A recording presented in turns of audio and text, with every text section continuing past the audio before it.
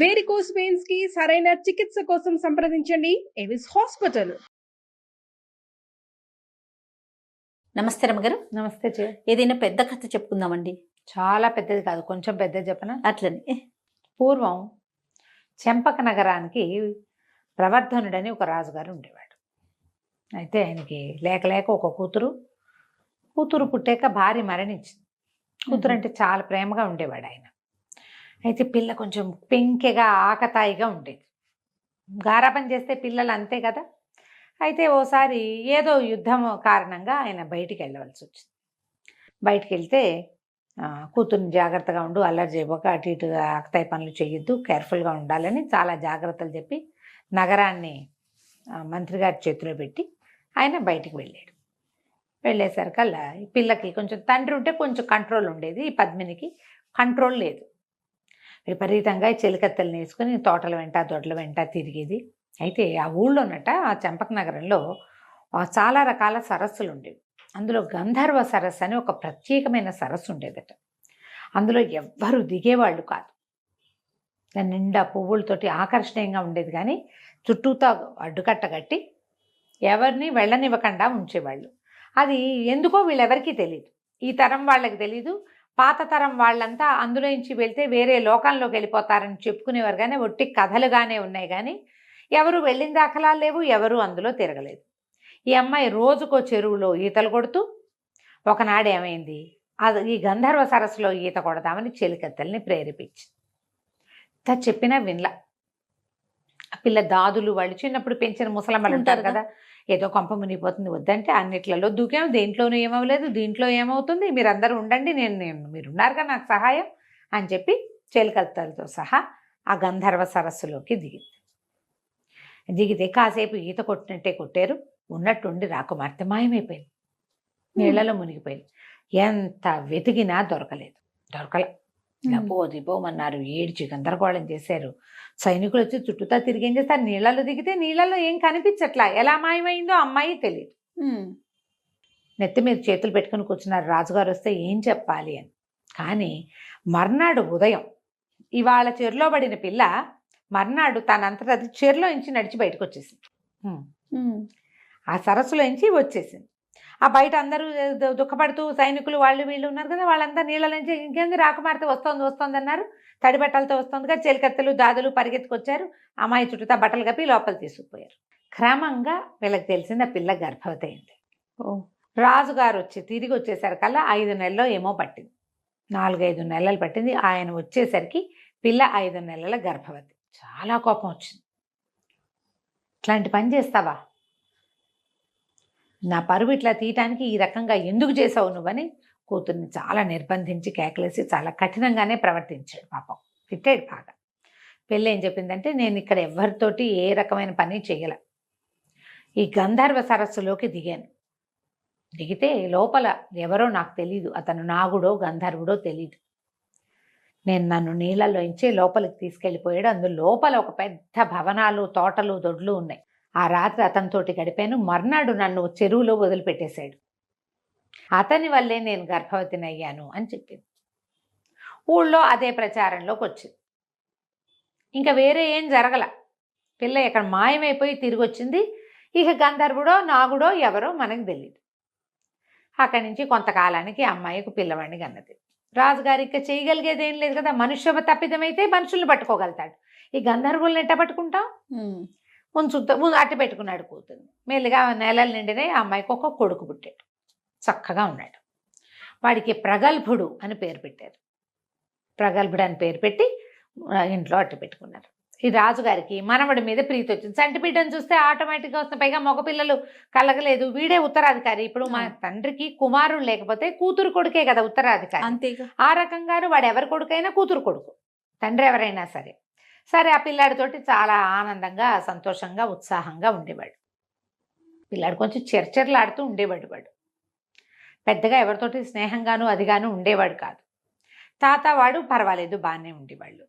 వాడికి ఒక 14-15 సంవత్సరాలు వచ్చాక ఓసారి తాత మనవడు బయటికి ఎక్కడికో అలా వెళ్ళారు, వ్యాహ్యాలకి వెళ్ళారు తిరగడానికి. ఆయన కొంత దూరం నడిచాక తాత మనవడు గట్టు మీద కూర్చున్నారు. తాత ఇప్పుడు నువ్వు రాజు కదా, నీ తర్వాత రాజెవరు అని అడిగాడు పిల్లాడు ప్రగల్భుడు. అడిగితే నువ్వే రా అన్నాడు ఆయన. అనేసరికి మరి నన్ను రాజుని ఎప్పుడు చేస్తావు అంటే సమయం వచ్చినప్పుడు చేస్తాలేరా అన్నాడు. వాడికేం పెద్ద నచ్చల. కానీ ఈయనకి పిల్ల చేష్టలు, పిల్లలు అట్లాగే కదా అడుగుతారు, తాత నాకు మీసాలు ఎప్పుడు వస్తాయి, నేను ఎప్పుడు కార్ డ్రైవ్ చేస్తాను అలాంటివి అడుగుతాను. అలాంటిదే చిన్నపిల్లలందరూ తమ తాతల్ని అడిగినట్టుగానే వీడు కూడా అడిగాడని ఆయన సర్దుకూరుకున్నాడు. ఇంకొన్ని నెలలు పోయాక మళ్ళీ ఎప్పుడో ఒకరోజు వాళ్ళిద్దరే ఏకాంతంగా ఎక్కడికో తిరుగుతూ మళ్ళీ అడిగాడు, తాత నాకు ఎప్పుడు రాజ్యం ఇస్తావు అని. అనేసరికల్లా ఈయన అన్నాడు, ఏమిట్రా రాజ్యం అని పట్టించావు, నేను చచ్చాక రాజ్యం నీదే అన్నాడు. ఈ పిల్లాడని నువ్వు ఎప్పుడు చేస్తావు, నేను ఎప్పుడు రాజును అవుతాను చిచ్చి అన్నాడు. అనేసరికల్లా ఆయన అన్నాడు, ఏమిట్రా వేషాలు ఇస్తున్నావా, ఇట్లా పిచ్చి మాటలు మాట్లాడతారా, 15-16 ఏళ్ళు వచ్చినా నీకు బుద్ధి రాలేదు, పెద్దవాళ్ళతో ఎట్లా మాట్లాడాలో తెలీదు, నేను చచ్చాకే నీకు రాజ్యం వచ్చేది, ఇష్టం లేకపోతే పో అన్నాడు. అంతేగా అని వెళ్ళిపోయాడు కుర్రాడు, బయటికి వెళ్ళిపోయాడు. ఇక రాజ్యంలో ఉండకుండా తల్లికి చెప్పకుండా ఊరిని ఈ రాజ్యంలో నుంచి బయటికి వెళ్ళిపోయాడు వాడు. ఓ గుర్రం వేసుకుని ఏదో కొంత ధనం పట్టుకుని కుర్రాడు ఈ రాజ్యంలో నుంచి బయటికి వెళ్ళిపోయాడు. ఈ రాజ్యానికి అవతలగా సువర్ణ రాజ్యం అని ఒక చిన్న రాజ్యం. ఇతను అడవిలో వెళ్తున్నప్పుడు ఆ సువర్ణ రాజ్యం తాలూకు రాజుగారు అనేటువంటి సువర్ణుడు ఆ అడవిలో వీడికి తారసపడ్డాడు. ఆయన దారి తప్పిపోయాడు, దాహంతో అలమటిస్తున్నాడు, ఎవరైనా సహాయం దొరుకుతుందేమోనని చూస్తున్నాడు. ఈ కుర్రాడికి అవన్నీ తెలుసు, వీడికి పటాలు గమనించే ప్రక్రియ బాగా అలవాటు, రూట్ మ్యాప్స్ బాగా చూస్తాడు. మ్యాప్ ఒకసారి చూస్తే కొంతమంది పిల్లలు మర్చిపోరు. అవును, మా ఇంట్లో కూడా ఉన్నాయి అట్లాంటి గ్రహాలు. ఒకసారి చూసారంటే వాళ్ళకి మరిపే ఉండదు. ఇతను ఏం చేశాడు, ఆయనకి ఆ పెద్ద రాజుగారికి మంచినీళ్ళు ఇచ్చి మరి ఆయనకి కొంచెం తిండికి ఏర్పాటు చేసి పళ్ళు గిళ్ళు కోసుకొచ్చి రాజ్యం ఈ అడవి దాటిచ్చి ఆయన రాజ్యపు బాట పట్టించాడు. పట్టిస్తే ఆయన ఎవరబ్బాయివి నువ్వు ఏమిటి అంటే నేను ప్రగల్భుడు అని పేరు చెప్పాడు, కానీ ఫలానా రాజుగారి మనవండి అని చెప్పాల. నిజానికి సువర్ణ రాజ్యం వీళ్ళ రాజ్యానికి చెంపక నగరానికి సామంతులు వాళ్ళు. ఏమన్నాడు, ఏం నేను ఒంటరిగాన్ని నన్ను మీ దగ్గర పెట్టుకోండి అని అడిగాడు. అడిగేసరికల్లా జీతం ఏం కావాలి నీకు అని ఆయన అడిగేసరికి నాకేం వద్దు, నాకు అవసరమైనప్పుడు సహాయం చేయండి, నేను అడిగింది చేస్తే చాలు, నాకు జీతం భత్యం ఏం అక్కర్లేదు, మీతో పాటు కోటలో ఉంటాను అంటే సరేనని రాజుగారితో పాటు ఆయన మందిరంలోనే ఉండేలాగా ఏర్పాటు చేసుకున్నాడు ప్రగల్భుడు. 4-5-6 సంవత్సరాల పాటు ఈయనతోటే ఉండిపోయాడు. అప్పటికి కుర్రాడు కదా, 15 ఏళ్ల వాడే కదా, ఆయన యుద్ధ విద్యలు అవి ఇవి నేర్పించుకుని తన దగ్గరే ఉంచుకున్నాడు. ఈ లోపల ఏమైంది, ఈ ప్రగల్భుడు లేచక్కబోయాడు, మొత్తం రాజమందిరం శూన్యమైపోయింది. ఒక 6 నెలలు ఏడాది గడిచేసరికల్లా రాజుగారికి వీడేమో ఎవరికో పుట్టినవాడు, వాడెవడో తండ్రి తెలీదు, వాడు ఎక్కడికి పోయాడో తెలీదు, ఈయనకి తన రాజ్యానికి ఉత్తరాధికారి లేదనిపించింది. బాగా ఆలోచించుకుని ఆయన ఒక కాపుల పిల్ల, ఒక పేద కాపు తాలూకు కూతురైన చెంపకవల్లిని పెళ్లి చేసుకున్నాడు రాజుగారు. మళ్ళీ సంతానం కావాలి ఆయనకి, కూతురుంది, కూతురు ఎవరి వల్ల గర్భవతి అయింది, ఇప్పుడు ఆ అమ్మాయికి పెళ్లి చేయలేడు ఆయన ఇంకా. అదేలే మరి ఏ కాలమైనా అది కష్టమే కదా. ఒక చిన్న సుమారైన వయసు ఉన్న పిల్లని చూసుకుని పెళ్లి చేసుకున్నాడు. కొంతకాలం గడిచింది. కొంతకాలానికి ఆ చెంపకవల్లి గర్భవతి అయింది, ఈయన భార్య, ఈయన రెండో భార్య. ఈ గర్భవతి అయ్యేసరికల్లా అప్పటికి ఎంతకాలం గడిచింది, ఒక 5-6 సంవత్సరాలు గడిచింది. ప్రగల్భుడు పెద్దవాడైపోయాడు. ఆ పెద్దవాడైన ప్రగల్భుడు సువర్ణ నగరపు రాజుగారు ఒకసారి ఏదో చిన్న యుద్ధాల్లో గెలిచినప్పుడు ఆయన అన్నాడు, నువ్వు ఎంతో సహాయం చేసావు, ఇన్నాళ్ళ నుంచి మా దగ్గర ఉన్నావు, నీకేం కావాలో చెప్పు అనేసరికల్లా వీడు అన్నాడు ప్రగల్భుడు, చెంపక నగరం మీద యుద్ధానికి వెళ్దాం పదండి అన్నాడు. అనేసరికి ఆయన నిర్ఘాంతపోయాడు. సువర్ణుడు చెంపక నగరం మీదకి వెళ్ళటం ఏమిటి, ఆయన చక్రవర్తి, ఆయన చాలా సార్వభౌముడు, బోల్డని నగరాలు ఆయన అధీనంలో ఉంటాయి, నేను కూడా సామంతుని, నేను ఆయన మీదకి తిరగబడలేనంటే ఎందుకు తిరగబడలేరు, అక్కడ ఏముందో ఏం లేదో నాకు తెలుసు, ఆ రాజ్య పానుపానంతా నాకు తెలుసు, నాకు బలం రావడం కోసం ఆగాను ఇన్నాళ్ళు, నేను పెద్దవాడిని అవటం కోసం, నా మాట విని దాని మీదకి దండెత్తండి, అది నా రాజ్యం, నేను ఆయన మనవడిని, అది నాకు కావాలి. మరి ఇంత సహాయం చేసి అప్పుడు దాన్ని అడవిని దాటిచ్చిన కుర్రాన్ని కాదని ఎందుకంటాడు. ఆయన అంతా సన్నాహం చేసుకుని చెంపక నగరం మీదకి దండెత్తొచ్చారు.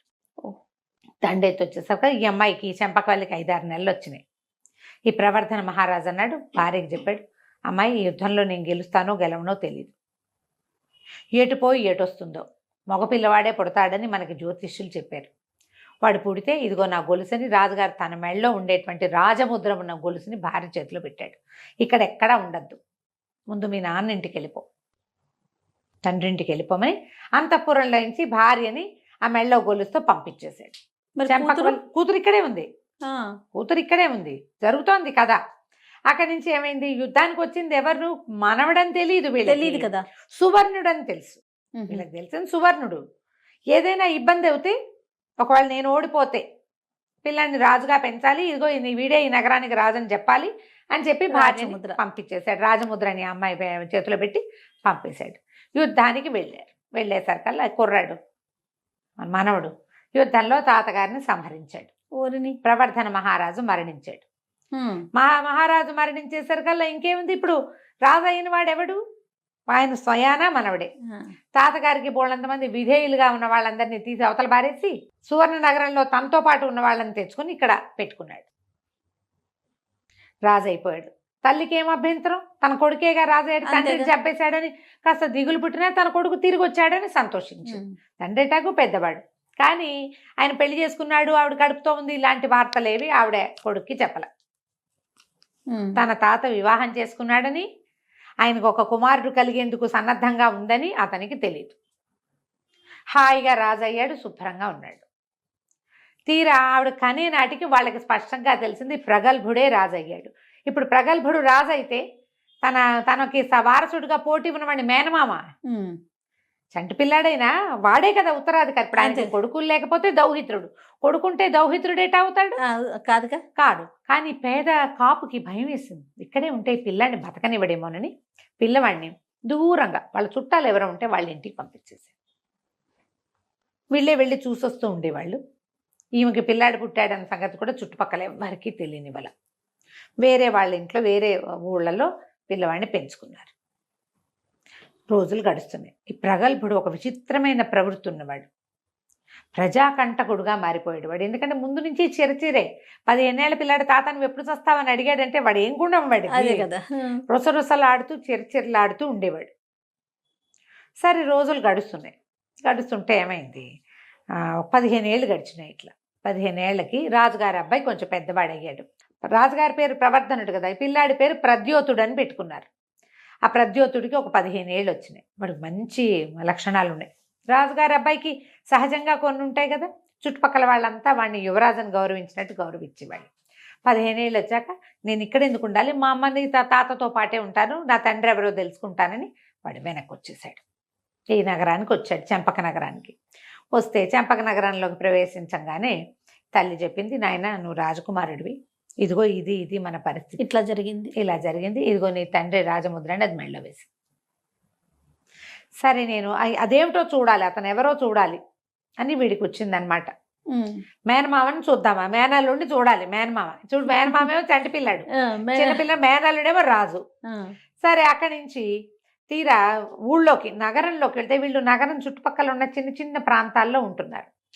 మెయిన్ నగరంలోకి వెళ్ళేసరికి రాజుగారి గురించి అనేక గాలి వార్తలు ఉన్నాయి. ఏమిటి, రాజుగారు రోజుకొకరిని పిలుస్తాడు, ఆయనకి తెల్లవార్లు కథలు చెప్పాలి, కథలు వింటూ ఉంటాడు, ఆయన నిద్ర పట్టదు. కథలు నచ్చితే సరే, ఆ కథ నచ్చకపోతే కథ చెప్పిన వాడి మెడ ఉత్తరిస్తాడు. ఎంతమంది చచ్చిపోయారో ఇప్పటికి. ఇది అన్ని చోట్ల విన్నాడు. మరి దుర్మార్గుడు రాత్రంతా కథ చెప్పించుకున్నావు, నచ్చిందో నచ్చలేదో చంపేయటమే. ఎవరికి నచ్చుతుంది అది? ప్రజాకంటకుడు, ఆయనకు ఒక కొడుకు పుట్టినా బాగుండేది, వీడిని భరించాల్సి వస్తుంది, వీడు ఎవడికి పుట్టాడో తెలీదు అని సణుక్కుంటూ ఉండేవాళ్ళు. ఈ మాట వచ్చేస్తుంది చూడు పాపం. మరి తల్లి తప్పున్నా లేకపోయినా. అక్కడి నుంచి రోజులు గడిచిన ఈ పిల్లాడు బాగా ఆనుపాను తెలుసుకుని సరే ఒకరోజు రాజభవనంలోకి వెళ్ళాడు కథ చెప్పడానికి. రాజభవనంలోకి వెళ్ళాడు. అప్పుడే వంటశాల వైపు వెళ్తే వడ్డనలు చేస్తున్నారు. ఈ అబ్బాయి కూడా చకచకా వెళ్ళి అక్కడ కూర్చుంటే ఎవరేంటి రాజుగారికి కథ చెప్పడానికి వచ్చాను వడ్డించన్నాడు. తెల్లబోయారు వాళ్ళు. రాజుగారికి కథ చెప్పేవాడు చస్తునో దేవుడు అన్నట్టు వస్తాడు. అవి ఎట్లా వెళ్తాయి, రోజుకొక ఇంట్లో నుంచి సెలెక్ట్ చేస్తారు. అదే ఈ పేద కాపు గారింటికి కూడా వచ్చింది కబురు.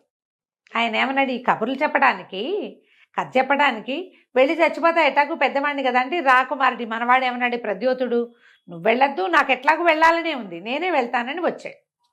ఆ ఇంటి నుంచి మనుషులు రావటం, వాళ్ళు ఏడుస్తూ వస్తారు. ఎందుకంటే కథ నచ్చుతుందో నచ్చదో తెలియదు.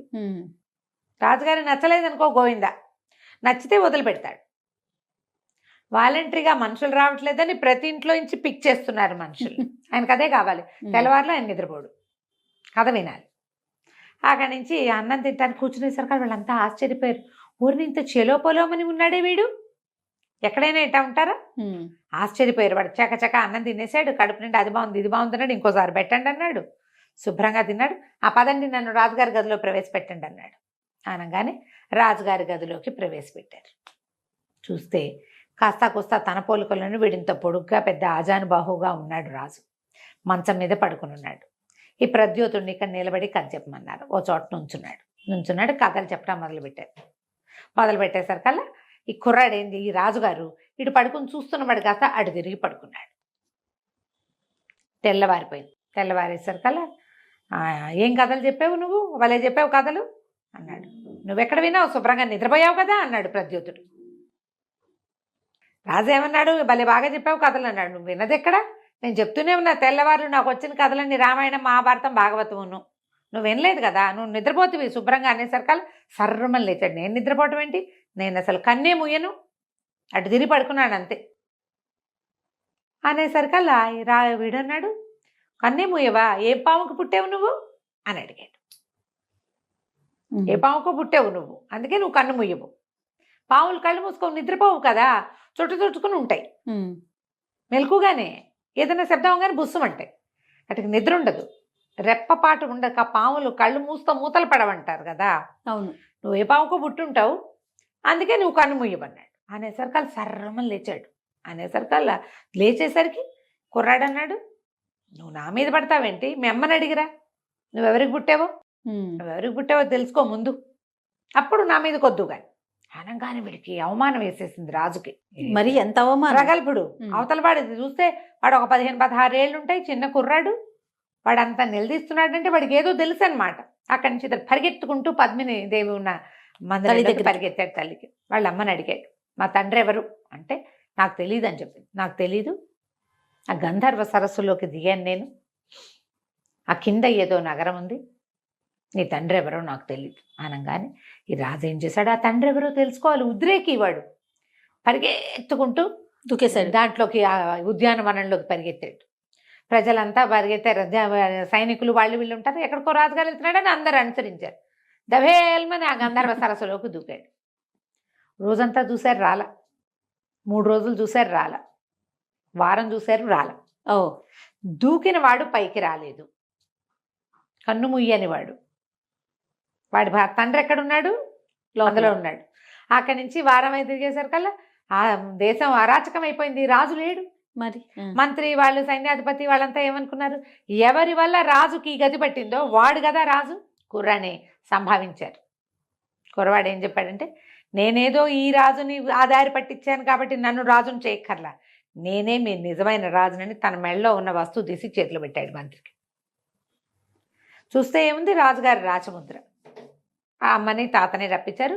అమ్మని అందరూ గుర్తుపెట్టారు. సవితల్లిని పద్మ కూడా గుర్తుపెట్టింది, పద్మిని కూడా. రాజకుమారుడే ఇలాంటి పని చేశాడు. మరి ఇప్పుడు చూడు, వాడేం చేశాడు, తను యుద్ధ విద్యలు నేర్చుకుని తాతను సంహరించాడు. తెలివితేటలతో వీడు మేనల్లుని సంహరించి రాజ్యానికి వచ్చాడు. అక్కడి నుంచి ఈ రాజకుమారుణ్ణి, ఈ ప్రద్యోతుణ్ణి మళ్ళీ రాజుని చేసుకున్నారు. చంపకవల్లి కూడా నగరానికి తన తండ్రితో సహా వచ్చి ఉంది. పద్మిని కూడా ఇంకా ఒక తమ్ముడిని ఏమీ అనలా, మాట్లాడకుండా ఉండిపోయింది. ఎవరో ఒకళ్ళు ఆ రాజ్యానికి రాజు ఉండాలి. రాజవంశం వాళ్ళు రాజ్యం అరాచకం అవ్వకుండా కాపాడాలి, కానీ నేను నాది అని చూసుకోవడానికి వీల్లేదు. ఆ కాలం అట్లా ఉండేదే కాదు. అలా నేను నాది అని చూసుకునేవాడు ఏమయ్యాడు, ఇదిగో మళ్ళీ చెరలో పడ్డాడు. కథ కంచికి మనం ఇంటికి. బాగుంది. నమస్తే. నమస్తే.